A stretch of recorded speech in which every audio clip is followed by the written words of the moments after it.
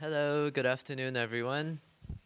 Thank you for joining us for our first distinguished lecture of the season. We are excited to kick it off today with a great talk. So let me introduce our speaker for today. It is our great pleasure to host today Hoifung Poon. He's the General Manager of Microsoft at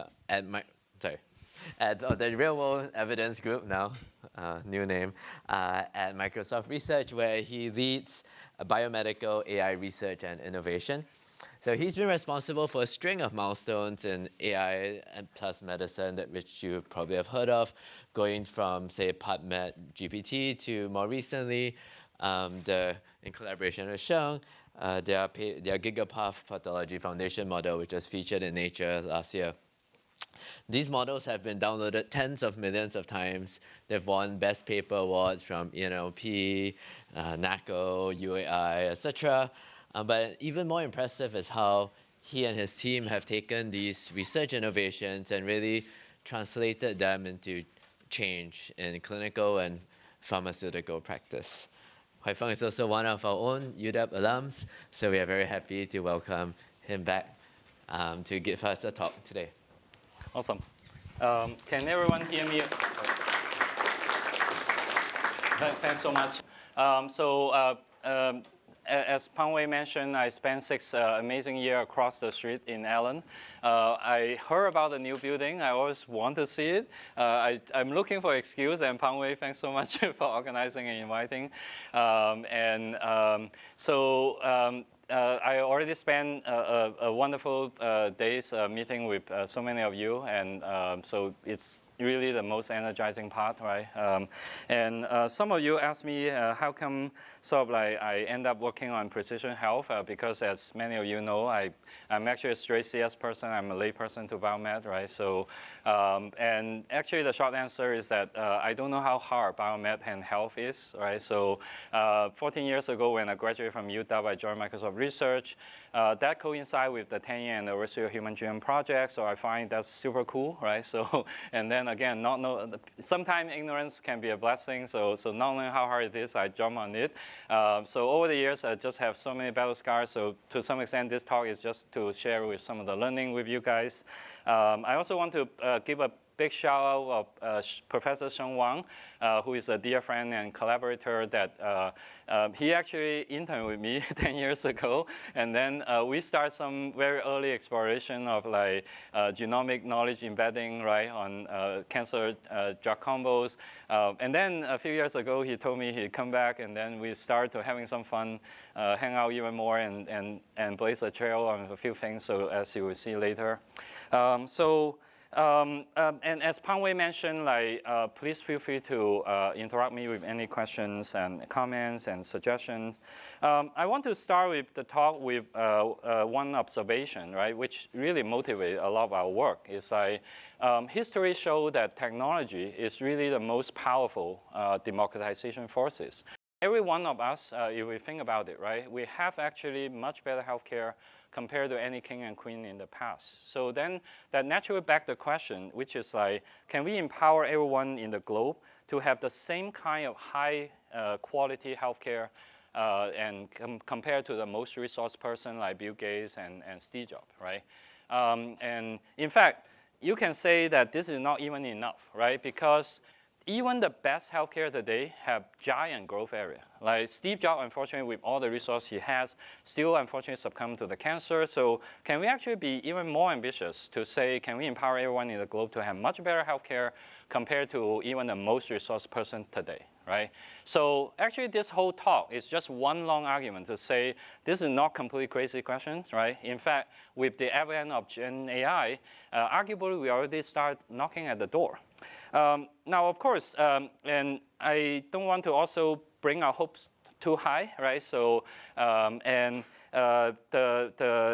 we are still very, very early. I want to start with the caveat.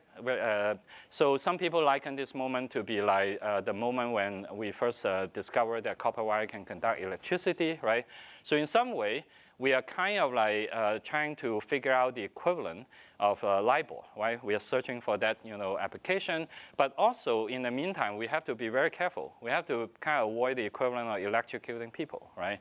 And then another important part of the equation is like when a new technology kind of like disruption start happening, the natural instinct is like, let's cram that into our existing workflow, right?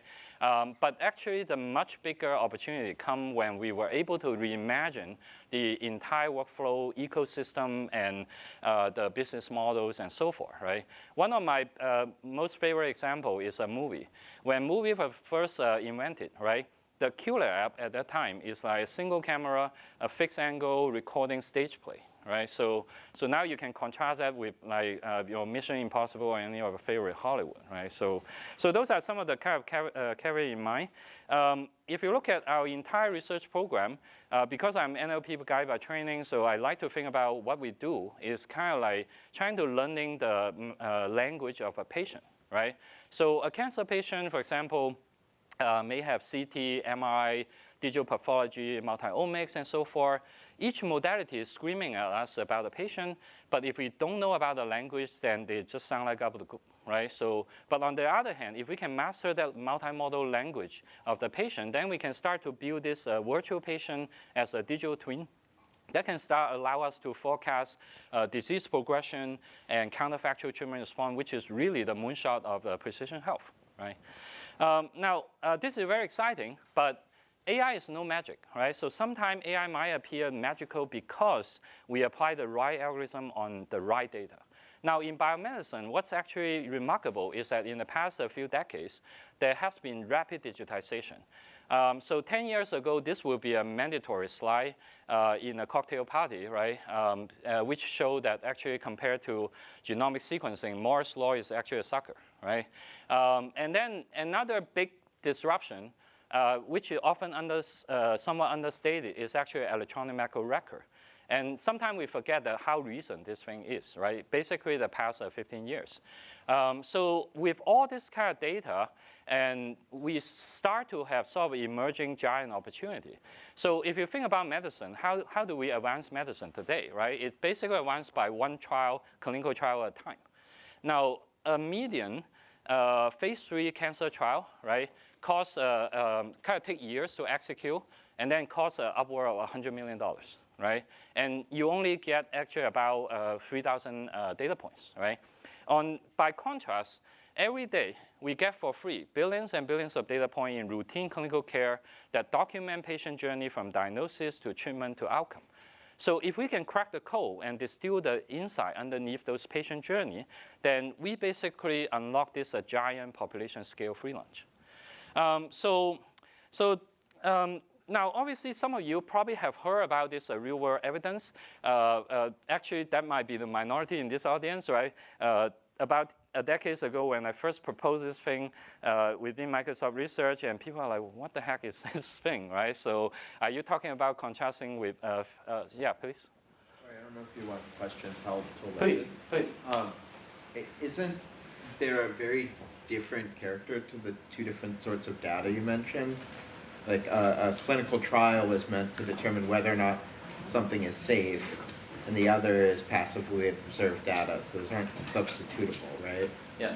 So great question. So the question is asking, how does clinical trial data compare to real-world data, right? So whether is it clinical trial data just measure the safety, whereas real-world data measure something else? Actually, they both observe. The holy grail in medicine is that what if? Right?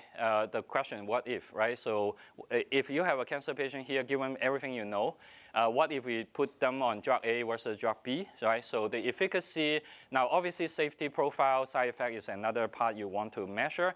The biggest difference between the two things is actually clinical trial, because you do especially double-blind randomization, you eliminate a lot of confounders. Whereas I actually would touch on actually towards the end, so probably we should absolutely talk about that. So free lunch is actually no free, right? So machine learning theorem 101 is that there is no free lunch, right? So we'll talk about those more nuanced, right? But that's actually also why at the beginning but you clearly understand this, right? So but when I explain to my computer science colleagues, right, real world data, they are like, are you contrasting with fictional data, right? But actually real world data were contrasting with trial data. right? Now, the problem with trial, like if you can run RCT, randomized control trial on everything, right, on a billion patients, that will, for 20 years, that would be amazing. But that will bankrupt the entire planet, right? So the question then is like, can we, using the real world data, which is, you are already collecting them. Right now, you're just using them for billing and operation, and then you lock up in the attic. Now, if you can unlock the insight, maybe we can run much smaller RCT, run it much faster. So that's actually the holy grail we want to get. Does that sort of like helpful, right? So now for folks who actually have know about real-world evidence or RWE, you know that actually people actually have thought about this thing for obviously for decades. Now the difference is that in the past they tend to focusing on the readily available structured data, like for example claim data, right? The challenge is that you miss actually vast majority of patient detail, right? So from health status to prior treatment to clinical staging to even mundane things like cancer recurrence, they are not routinely collected in the structured data, but they are actually scattered in all this vast amount of unstructured data. So that becomes sort of the dark matter for the RWE universe, but then that's actually the holy grail is that can we unlock that dark matter, right? So let me try to present two examples to make this discussion more concrete. The first one is clinical trial matching. So many of you know, unfortunately, even today, right, for cancer, standard of care doesn't actually often fail. So then clinical trial becomes a last hope. Now, unfortunately, even in the US, only a fraction of patients were able to find a trial. And then ironically, on the flip side, many trials failed because they couldn't find patients in time, right? So at the end of the day, that's actually a big factor why developing a drug is so expensive and takes so long. Now, as you will see later, very soon, this is one marquee example to show that even today's, or even you can say yesterday or 2 years ago, Gen AI can already fundamentally sort of like make major positive transformation here. Now, here's another example, is the cancer immunotherapy, right? So many of you probably know more than I do, right? So when you think about cancer treatment, there were the first generation that slash, poison, and burn, right? So in particular, for example, standard chemo just kill every dividing cell. You hope that you eliminate the cancer before you're killing a patient, right? So it's not very effective. Then come the second generation, which is like they realize that often cancer is caused by this kind of mutant protein domain. So now you can develop this kind of guided missile to neutralize them. That's why protein binding is so important, right? So, however, for both of this kind of two treatment, the big problem, the curse word you dread to hear is the recurrence, right? Because cancer has the blessing of natural selection. So it can figure out ways. If you are having a fixed target, they will figure out a way to circumvent, right? So then come the sort of like immunotherapy, which is one of the most promising direction. This is most likely how we finally tame cancer, because immune system is the one health system that actually also are armed with natural selection. So that's how we deal with like the COVID variants and all those kind of pathogens. If we give the immune system enough time, right? So now. Indeed, you can see some of the blockbuster drugs like Keytruda, right, or in general checkpoint inhibitor that sometimes can work miracle on even the late-stage cancer patient for whom like nothing else works, right? But if you look at the overall response rate, it's still hovering around 20%. So that's really depressing, right? And then, as you will see later with much more detail, this is one classic example where if we can actually learn to master the language of the, like for example, digital pathologies and other omics, right, then we can actually start to understand the tumor microenvironment, which actually govern how the immune system respond to immunotherapy, and also govern whether the immunotherapy will succeed or not, right? Now, but we are not cracking this problem, and this is actually a lot of amazing research going on. So in the grand scheme of things, right, when you think about medical discovery, oftentimes people think about early R&D, right? So like target, let's figure out the right target, let's design the right molecule, let's do all kinds of PK/PD, lead optimization, right? So those are all super exciting and foundational. But in the grand scheme of things, they're only a minority of the costs. Actually, the vast majority of the astronomical time and cost is actually in the later stage. They're much more mundane, right? Like in the clinical trial development stage, in the post-market commercial stage, those are tons of kind of effort, monies, and so forth spent there. And those are also happen to the area where real-world evidence can actually immediately provide sort of like a lot of the positive transformation.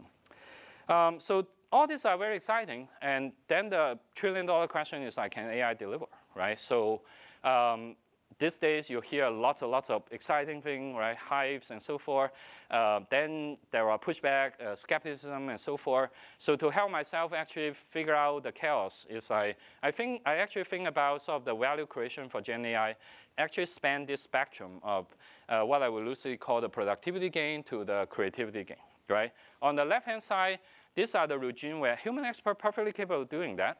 It's just so slow, so expensive.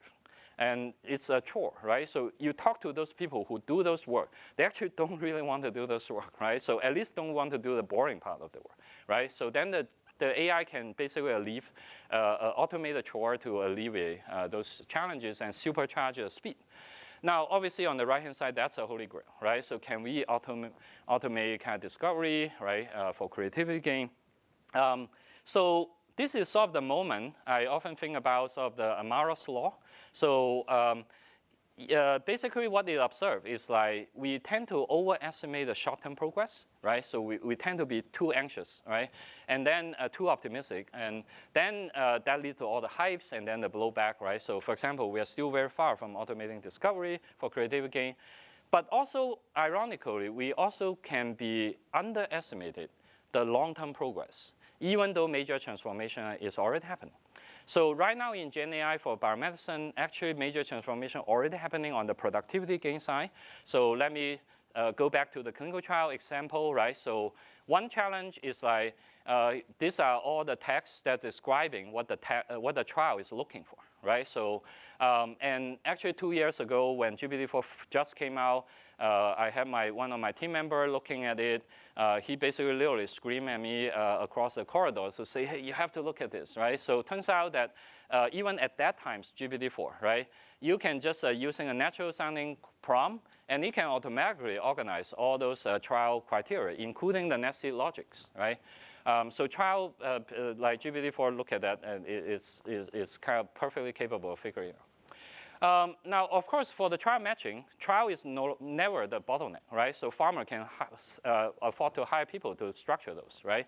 The real bottleneck is actually the patient, right? So every year there are 2 million cancer patients in the US alone, globally 20 million, right? And structuring all those patient record become a giant bottleneck. So here is the identified journey of a cancer patient. Each bar signify one clinical note, right? So the first time I look at this, I almost have a heart attack, right? So many node types. Also, each node has so much details, right? So, and that's basically become a challenge, right? So traditionally, you hire an abstractor or registrar to pull this thing out, that's killing them, right? So, and it's kind of a giant backlog. Now let's try to do prior generation AI, right? So typically how it works is you pick each attribute, right? You say, hey, oh, you want to extract like clinical staging. Let's train one model, right, to collect some data, train a model, and then try to apply that. The challenge is actually what people call sort of like the death by 1,000 cut problem. Because you can have, it's okay if you have 5 attributes, right? So you build 5 models. But now once you have hundreds, if not thousands of attributes, and some new attribute coming up every day, then it starts killing you. The really remarkable thing is that the frontier model, right, already like GPT-4 even 2 years ago, already have this capability that they can actually structure all this diverse range of attributes. And often actually match or even outperform the best kind of like supervised method. And this is not even just for simple stuff that you can take care of with regular expression, right? Some of you might know that clinical staging is one of the most complicated attributes that you have to ascertain, right? there are this book, actually a few years ago, I bought this book, 600 pages, right? Every cancer type, it tells you, follow this instruction, look for this thing, then look for that thing, and look for that thing, and then, oh, finally, you got a 3B or 2A, and so forth, right? Remarkably, you can actually ask GPT-4 to just read the freaking manual, right? So you put the instruction into the prompt, and remarkably, it can start to actually execute those instructions. So now when you think about it, every year 20 million patients, traditionally every single patient costs you hours and hundreds of dollars. With GPT-4, it takes seconds and it costs you 5 cents, right? So with all these things, and this is basically happening yesterday, right? So then, and what it means is that you can already actually monitor all those incoming nodes, structuring all those required attributes, do the clinical trial matching 24 hours, what people call just-in-time clinical trial matching, right? And we with wonderful collaborator at Providence, we show that this is actually not a fiction, right? So it actually already started working. And what it means is that when you think about this giant space of clinical trial, right, that currently basically costs the bulk of the drug development, actually every single step is up for reimagining, right, and transformation, right? So you can actually reimagine the entire stack and potentially actually cut costs, reduce the time. And also for me personally, the most exciting aspect is that it can start to unlock some of the dark matters for the patient. So even in the US, the richest country in the world, right? So actually 85% of the cancer patients are treated in this communal and rural hospital that basically completely ignored by clinical trial, right? All the trial usually conducted in like Hutch or Mayo's and so forth, right? And those patients actually like by zip code, you have life or death, right? But actually, there is no fundamental reason now with the technology at hand to actually be able to democratize the trial matching capability for them as well, right? And in the past, the bottleneck is that they don't have the resource to hire those acres of trial coordinators, but now you can using a GPT-4. So this is very exciting, but this is just barely getting started, right? So we are just having an appetizer, right? So we talk about how frontier models are really good with the text already. And when you think about it, there is actually no magic in the world, right? So you go to the PubMed, right? And there are 30 million papers, right? There are acres of WebMD pages. So GPT-5 already read all of them, right? So that's why they're so competent in the biomedical clinical text. However, once you go beyond the text modality, that's when all those frontier models start to falter, right? Because like they haven't seen much multimodal longitudinal data in the public web for good reasons, right? And also when you think about the text, right, they are really imperfect human translation from those original signals, right? So over the years, I make a lot of friends in the medical field. My radiology friend will tell me that they sometimes don't agree with themselves 2 weeks ago, right? So they look at the same image. Actually, they come to a different conclusion. My pathology friend said, tell me a trick like turn it 90 degrees. You will see different things, right? So when you think about it, I mean, these are some of the smartest people in the world, right? But it's understandable because the pattern, a lot of the subtle pattern is not what we actually encounter during our evolution, right? So we don't sit in the jungle reading MRIs, right? So then the question is that can we, using Gen AI, to empower them to actually sort of develop like sixth sense and so forth, right? So then also another challenge here is like not only interpret any individual modality, but also we really need to combine all the modality to recapitulate the holistic patient, right? When you think about even the best doctor, they have no capability ever to be able to internalize 8 billion patient journey. But the holy grail here is that probably the moonshot of creativity game is that can we empower, using Gen AI to empower them to do exactly, right? So again, unlike productivity gain, this is still, we are barely getting started, but for researcher, right, this is actually the best news, right? So how do we get started, right? So, and first let me explain why the problem is so hard, right? So, from a sort of a machine learning point of view, you can actually think about precision health as basically learning a function where your input are those multimodal signal, and what you really care about are two medical events. How would the disease progress, and what would be the counterfactual treatment response? If you can solve, you can predict those two things. If you can have weather forecasting system perfectly predict those two things, you're very close to precision health, right? So unfortunately, the problem is not so easy. The patient journey is not just a snapshot, right? So it's actually a long time series. And even more sort of like frustratingly, it's like most of the information you want to know actually are not there, right? And also, even the information that are there have tons of noise, biases, and so forth.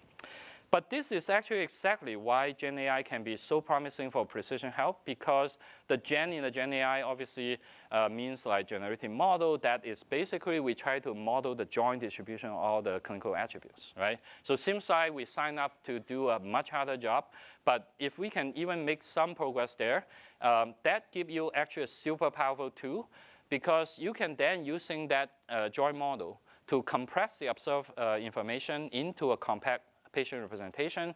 Then you can conduct just standard probabilistic inference, right, from the observable to the missing.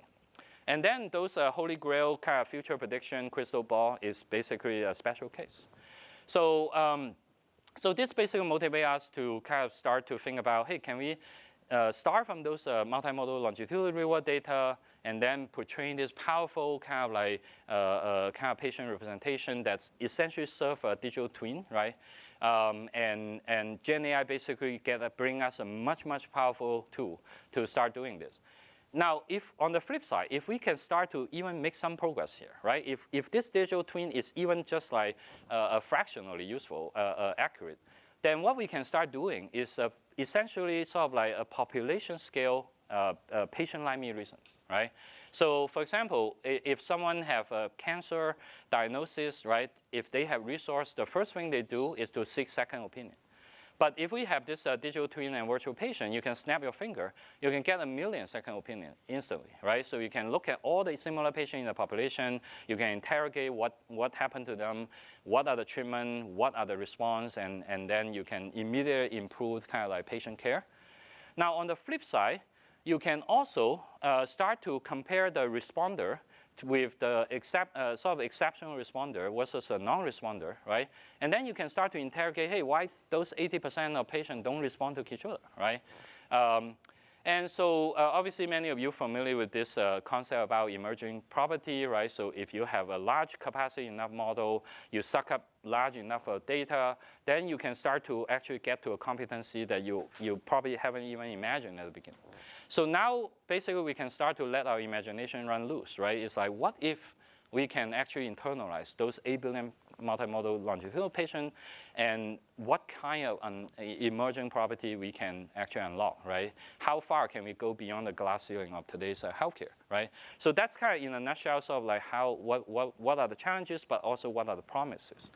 So one of the big challenge is all this multimodal, but it's also a good news for research, right? If everything is just like all those tens of trillions of tokens in the web, then we can let OpenAI or Gemini take care of them, right? But in the biomedicine, there are two problems. One problem is that you have many modalities, right? And the second problem is that each of the modalities, especially the new ones, right? Especially emerging ones. For example, these days, like single cell, spatial, they are very hot, right? But very difficult to generate them, very expensive, right? So you can't do the brain dead, brute force thing. So that actually really motivates us to essentially organize our attack, right, in basically 3 kind of directions, right? So in case you haven't noticed, like I'm a sort of a firm believer of free lunch. So all I'm obsessed about is to figure out, hey, what are the recipes? And then here are basically 3 recipes for free lunch, right? So the first big free lunch many of you are familiar with, right? So this is just like anytime you have an unannotated data point, let's say an annotated image, an annotated protein sequence, that's actually a great opportunity for self-supervision, right? And the general recipe is basically you introduce this modality-specific encoder and decoder. You use an encoder to compress the original input, right? You learn to do non-linear dimension reduction. Then you force the decoder to recreate the original input. So in this way, you can basically turn every single unannotated data point into a self-supervised training instance, right? So that's what I mean by free lunch, right? And for text, somebody already spent billions of dollars, so you don't need to worry about it. And now this is a very powerful scheme, but for each individual modality in biomedicine, right? If this scheme go out of the box, it will solve every single problem in the globe, then it will be very boring, right? But thankfully, actually, it's not like that, right? So each modality tend to also have their idiosyncratic, unique challenge, which actually is make the research so much fun, right? For example, this is really a holy grail, right, for immunotherapy and maybe also for autoimmune disease as well, which is like, why would some of the tumor respond to immunotherapy and others not, right? And turns out that there are basically this so-called tumor microenvironment, right, which are basically like the tumor cell, right, like the melanoma cells versus like some of the immune cells, the lymphocytes and so forth, right? So it turns out that their spatial distribution actually dictate whether the tumor are ready to respond or not, right? So this is actually, when you think about it, you can, some of you NLP folks, right, you probably remember this distributional hypothesis, right? That's kind of as old as AI, basically underlying the word embedding and large language model, right? There is a similar distributional hypothesis here, which is like the distribution is actually what determines sort of the properties, right? And again, as an NLP guy by training, I love to think about, can we unlock this tumor microenvironment grammar, right? So that would be golden, right? Now, on paper, we have the perfect tool to do that, right? So I don't need to belabor you guys about transformer, right?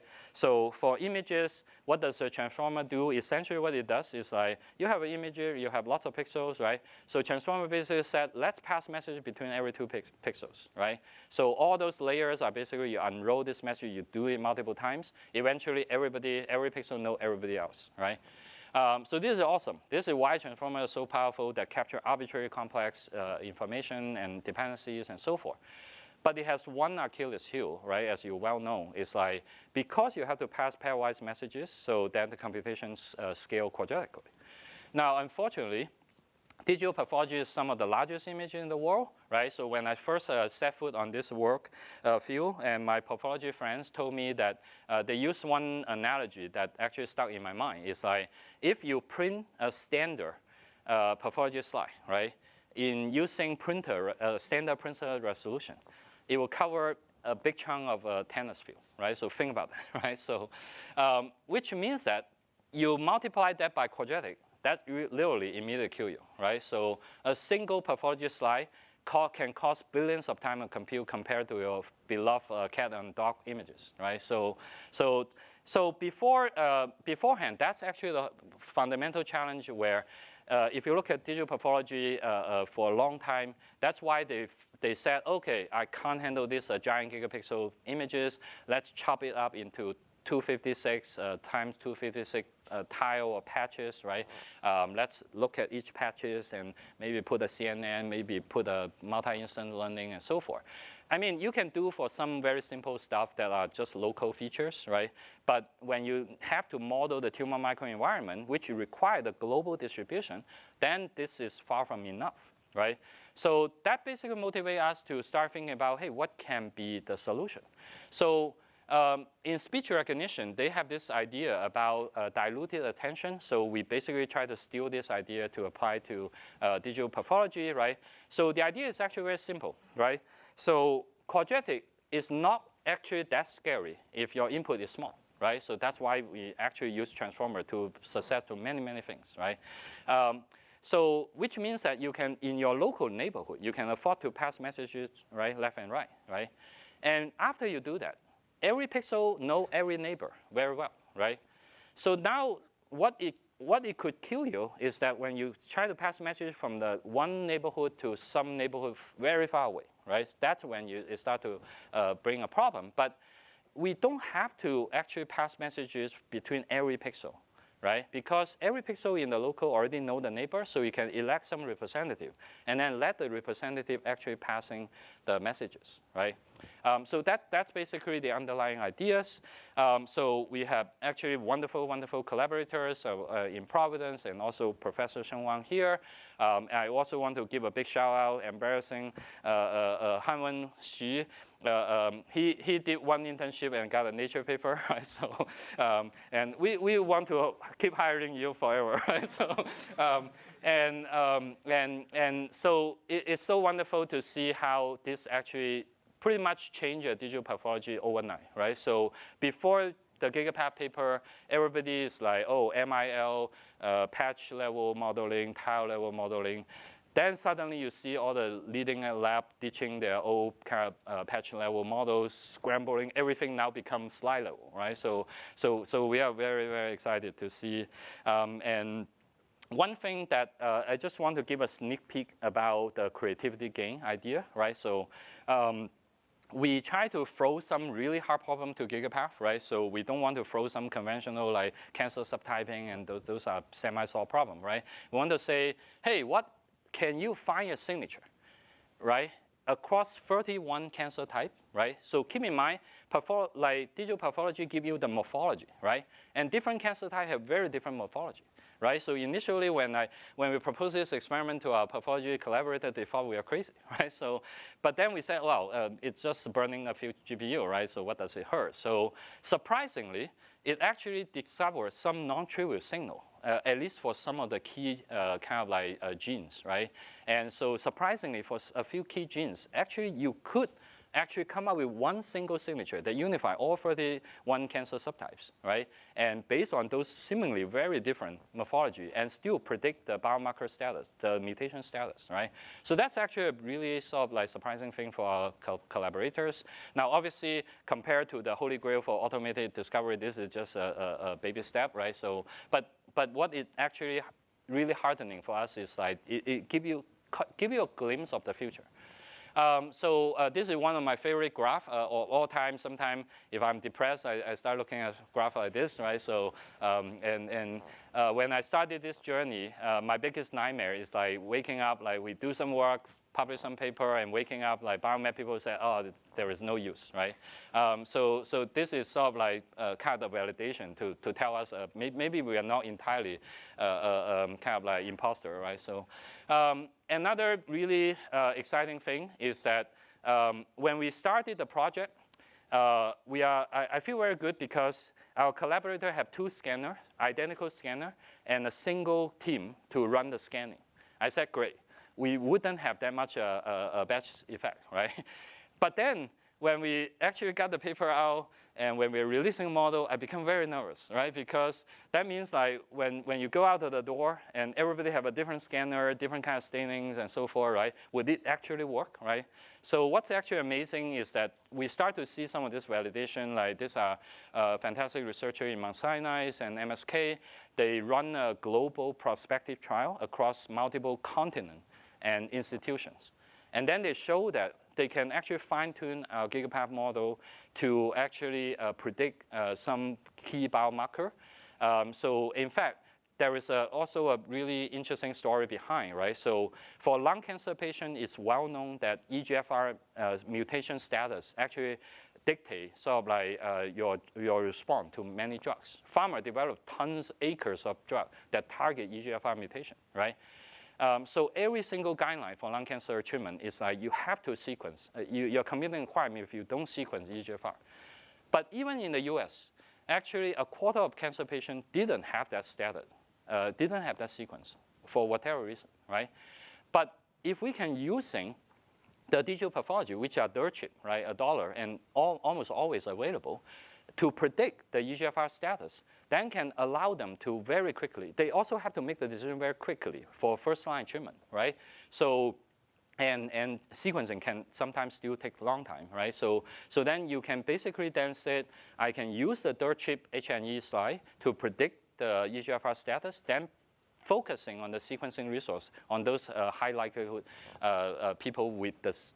So amazingly, like they basically show that this actually can work. In fact, on their holdout validation set, they have higher accuracy than on their external validation. They have higher accuracy than their holdout test set, right? So this is something that really made my day. So far, I tell you some promising kind of like things, and I will speed a little bit faster. Sorry. And this is just getting started, right? So each modality is like a distinct language, right? So your CT could be your French, your digital pathology could be your Hindu. So very quickly, even if you learn beautiful modality-specific foundation model, very quickly you have a United Nations problem here, right? So how do you get those individual modality to be able to crosstalk with each other and synthesize a holistic patient, right? When you look at the machine translation, how do they deal with this problem, right? So they basically using a resource-rich language like English as an interlingua, as a bridge across all the languages. So for example, you may have two languages, like let's say a sublanguage in India, maybe a sublanguage in Africa, right? So you may have zero parallel data, right? So normally you wouldn't be able to do that, but if you use English at bridge, you can translate language A to English and then translate from English to B, right? So that's literally all the commercial translation engines scale to hundreds of languages in the world. So then we said, hey, let's steal their playbook to do the multimodal in biomedicine, and what would be the candidate interlingua? Now, obviously, text is a very strong contender, right? So we already have a very strong LLMs, right, for the text modality.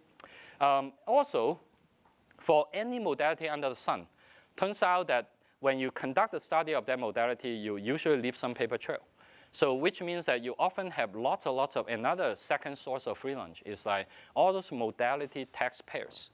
So this motivates us to basically say, let's do a curriculum learning, right? So let's piggyback on the encoder decoder we already got in the first stage. Let's focusing all our compute in this stage to train a lightweight adapter as a translator, right? To bridge the modality and the text. Now, once you do that, you implicitly grounded all the modality to a similar semantic space. You also have an added benefit because you look at EGFR, you look at lymphomas and so forth, right? The LM actually know like what they means. It actually have all the knowledge in the world about those string, right? So now by bridging the modality to the text semantic space, you also implicitly also let the knowledge flow back to interpret those individual modality for free, right? So I wouldn't bore you with some of the glory detail, but there is a kind of general recipe about LavaMed.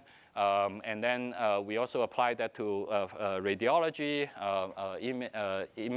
image and reports.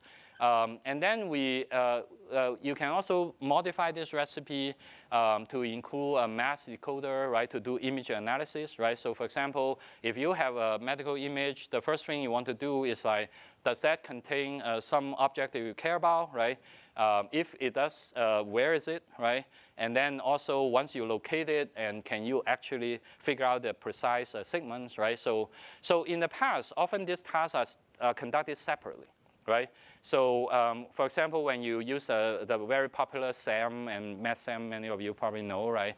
You usually assume you specify a bounding box, usually rectangular, right? And then they will try to figure out the segmentation for you.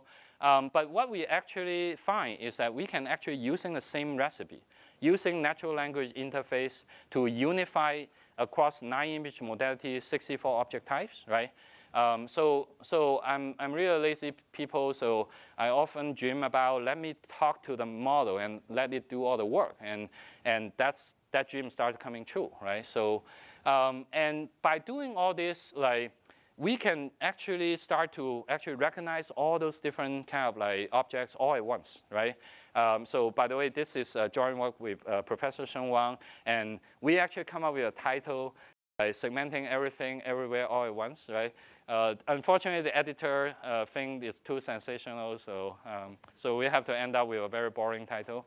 Also another really exciting thing is that traditional, when you do that bounding box approach, right, that actually begin to bog down if your object, if you have multiple objects within the same bounding box in very weird shape, then not convex and so forth, then you're screwed, right? But by modeling the object through the natural language and then jointly model the segmentation, we actually find out we can actually do this complex object much, much better. So again, this is something that keeps us going, and we are lucky to make it to Nature Method last year, and the Nature Method editor also published an external review that actually says some really encouraging thing for us.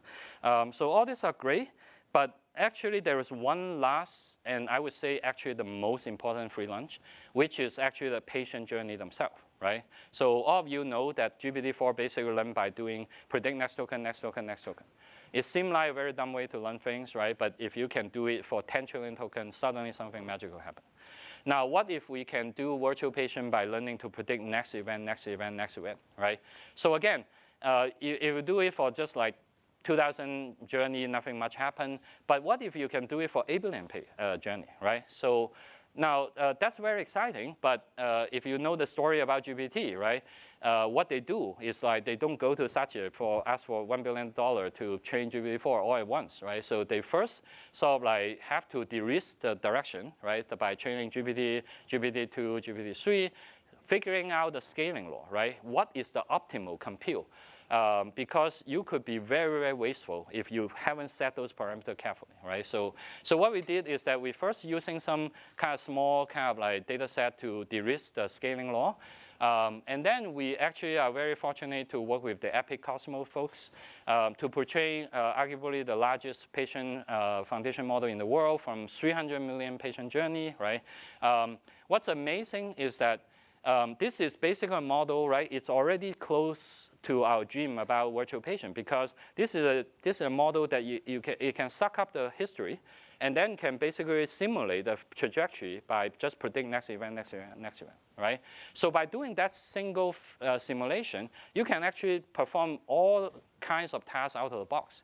And what we find is that this thing doesn't specifically tune for any specific task, but out of the box, it can already match or even outperform the task-specific supervised method on 78 real-world tasks, right? So that's kind of like really exciting. So let me wrap up. So we can think about embedding patients so far. We talk about embedding patients so far, but we can also start thinking about embedding the drugs, right? So like if you have a new drug, right, that's one of the challenge for real-world data. Is like, what if your drug have never been applied? You will never know anything about a new drug, right? But a new drug is never come out from a vacuum, right?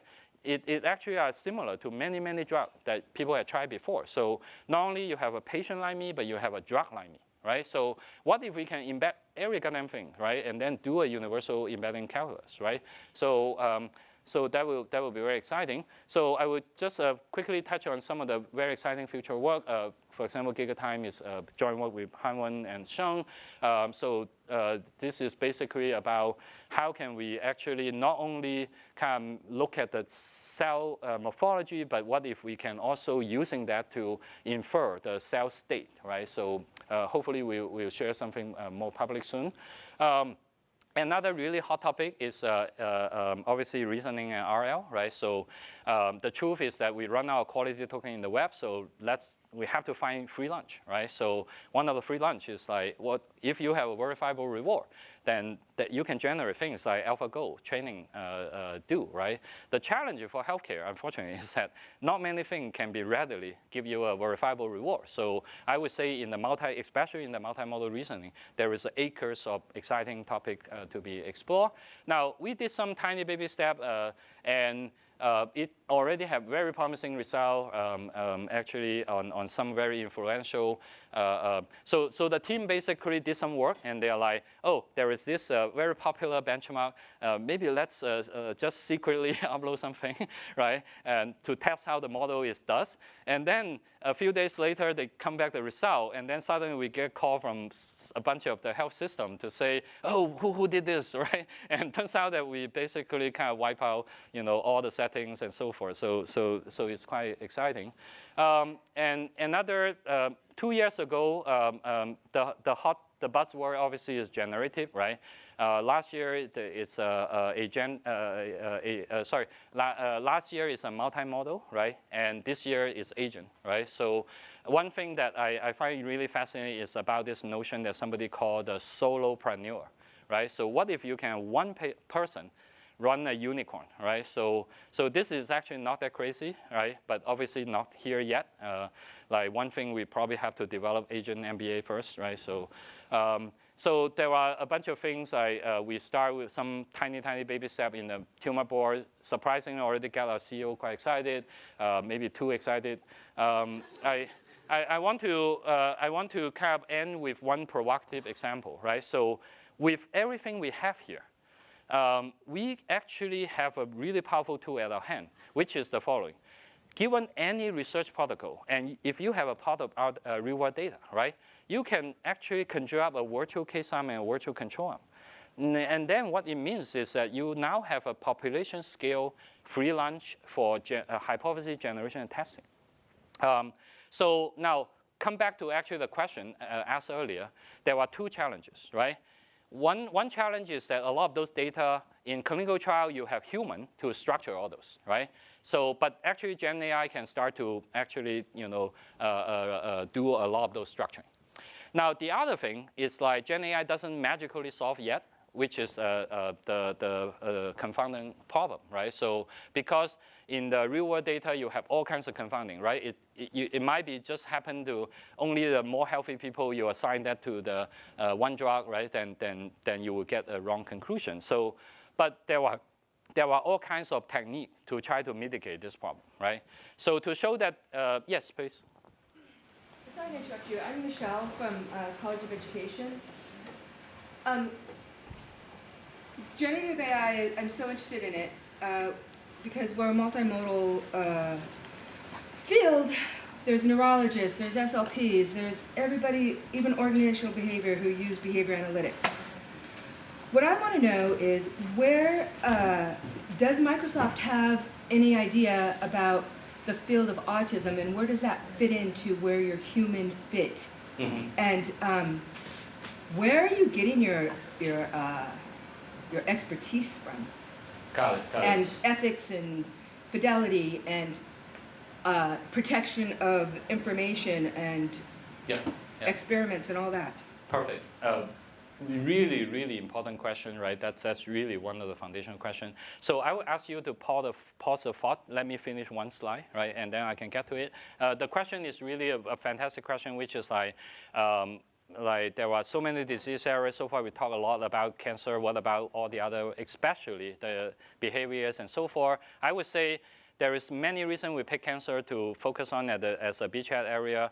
But one reason is actually that if you look at the provider, cancer, actually, you generally have enough information density for cancer. But once you go to those like behavioral or metabolics or neuro or anything, actually the data that you need for those would not usually be in EMR, right? So we talk about social determinant, but that's just barely scratching the surface, right? So, and I actually brainstormed with a bunch of students or faculty before, which is like, this is a heavy growth area, which is like, how can you actually mobilize a society and be respectful to patient to bring ROI to the tangible ROI to the patient. Otherwise, if you ask them, right, like for example, for cancer, right, like the ROI is very clear, right? So you don't treat it, patient die, right?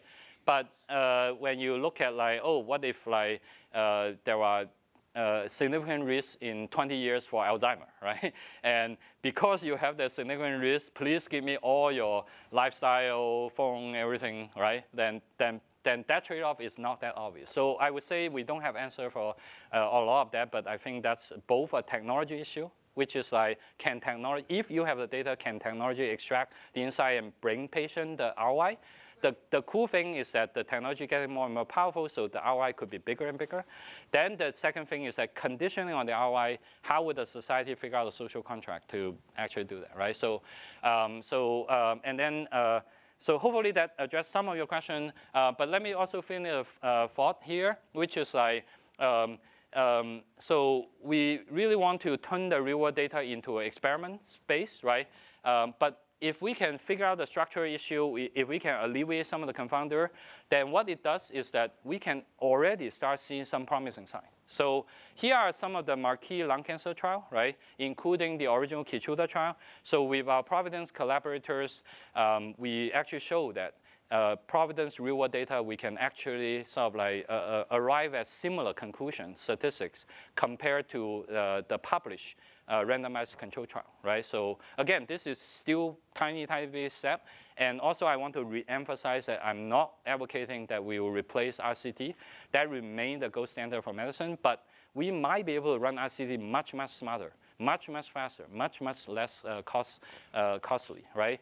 And very excited to publish that in NEJM-AI, and actually end up they published not one, but 2 editorials. So very excited about that. So please. Maybe I misunderstand. It's not clear to me how running a simulation of a randomized controlled trial would save anything on, I mean, you said smaller, but then that's reducing the efficacy of the randomized controlled trial on its own terms. Yeah. So if that's if that's the proposal, counter to what you said about it being the gold standard, it would be advocating for reducing the quality of that gold standard. So basically, like obviously there is a reason I said this is a baby step, not that we solve everything, right? So the baby step is the following, which is like, if you have the real world data, are you able to alleviate the confounder problem enough? Are you able to alleviate some of the quality problem enough, right? To actually arrive at the similar statistic, because the hazard ratio ultimately is what you try to get at from the RCT, right?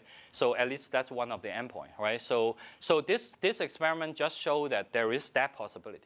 So the real world data does contain sufficient statistical information that could be potentially comparable to RCT. It doesn't mean that this is a direct recipe to replace RCP, right? So now, how would I actually, like, obviously I go out on a limb to speculate what could be the next adjacent move, right? So, but the most immediate area that you can actually substantially drive down the cost for ICT is the so-called external control, right? So the case arm, by definition, you give the patient a new drug, right? So, and by definition, a new drug hasn't been seen before, right? But the control arm, by contrast, in cancer, nobody do placebo, so then the control arm is just a standard of care. And standard care is actually everywhere, right? So then the question is that, can you using the real world virtual control arm rather than actually recruiting all those patients and just give them the depressing standard of care, right? So that's actually one concrete example. Now, I'm not saying that we can immediately cut the cost by half by replacing every single person in the control arm, but you can imagine maybe I can reduce it by the control arm by half, right? So I can, using the real world data to augment that standard of care arms, right? And then there were a gazillion other ways that people start trying, like bucket trial, pragmatic trial, virtual trial, and all kinds of ways to using the real world data to augment this. Because at the end of the day, you just try to get a sufficient statistic in some form, right? And also another point I also want to mention is that RCT is beautiful because the randomization deal with a bunch of the confounders, but RCT have a deep Achilles heel because of the limit of the size, right? So people have some mind-boggling statistic about, like, you know,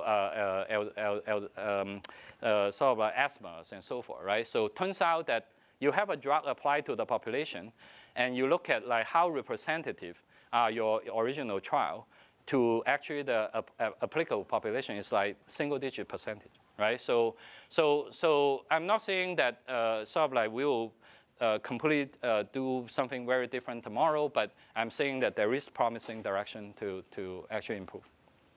Does that help? Awesome. Yeah, love to pick your brain more. So thanks so much. Sorry, I probably ran out of time. I want to highlight all the folks because they do all the work. These days, I'm only doing PowerPoint programming, right? Just so you know. And obviously, all the collaborators without whom, obviously, we can't do any of this. So thank you so much.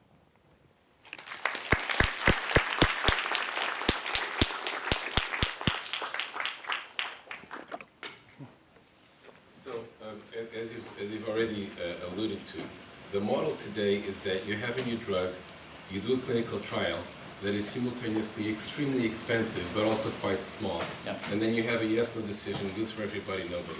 Yeah. A better method that is possible to then wasn't 10 years ago is like, as soon as you have a drug, it starts getting tried by whoever wants to within some parameters, and then it's continuously tested forever. Yep. Yep. New personalizations found, Yep. new off-labels, et cetera, et cetera. Yep. And Yep. so the question is, do you agree with this, which you seem to, but then what are the barriers to making this happen, and how do you overcome it? Yeah. So Martin Tannenbaum is one of the first kind of AI person who starts say, look, the trial is still in the sort of the very rigid kind of statistic era, right? So the experiment design in the simplest experiment design. So can AI overcome some of the rigid kind of limitation and because all we try to do is to talk to the nature and extract information, right? So unfortunately, talk to human body is very expensive and also have all kinds of ethical problems, right? So then can we maximize the information we can get, right? So I think there are already some of the idea. Now that vision you painted is still very, very far from implemented, but there are something like adaptive trial, for example, that's already happening somewhat, right? Which is like, you can almost frame it as a RL problem, right? So you try something in cancer, unfortunately, often doesn't work. So then can you quickly switch to second line, third lines, and so forth? And also like from an RL point of view, there are exploitation versus exploration, right? So if you are very certain that this patient will respond to this thing, then you should do the exploitation. But if you are like, oh, I'm not sure, right? So the entropy is so high, my prior is so high, then the exploration makes sense. But to actually do that kind of granularity in an ethical way, in a whole society agreeable way, is still very, very long, right? But the hope is that, and also, by the way, I want to also mention what is confounding means, right? So confounding just means it's like, if you assemble a virtual case arm and virtual control arm, what's your nightmare? The nightmare would be, let's say, the case arm maybe accidentally have more healthy people, have more people who are likely to live longer anyway, right? So then the drug is not the only difference between the two crowd, then you have a problem, right? Now, traditionally, how do statistical folks like the pioneer deal with this problem is like you extract a few features and to do this so-called propensity modeling, right? So basically, it's like I try to learn using a bunch of features to predict which people assign this drug versus that drug. Then you try to see, and in a randomized control case, it should be uniform, right? So the feature should not have any predictive power. But if the feature has predictive power, that means you have a bias. Then you can actually reweight the example to adjust some of the bias. But the challenge for that is like you are limited to those few features, right? So there is the famous unknown problem, right? But what if I can collect all kinds of information to compress them into a holistic embedding, and then using that to replace those few features? So disclaimer, we haven't proved that this can work yet, but this is what I think is one of the most accelerating direction. And if we can do this, we can then start to reimagine everything we do in the trial, right? Because I think about sort of patient like me is a very powerful concept because another problem with clinical trial, if some of you have looked at the clinical trial criteria, right? It's like, let me try to deal with the confounding by divide, right? Maybe some variable could be a confounder, so let's exclude that, like this value, exclude that value. Very soon you have left with no patient. So I'm actually trying to imagine, can we actually go backward? can we actually include all the information, right? And then using the holistic embedding to deal with those confounding head-on, right? So. Okay, cool. for time, Yeah. there is food outside, so let me propose we end this here. We can all head outside, and if you have any other questions, please feel free to approach Hoifung there. Let's give a round of applause. Thank you so much.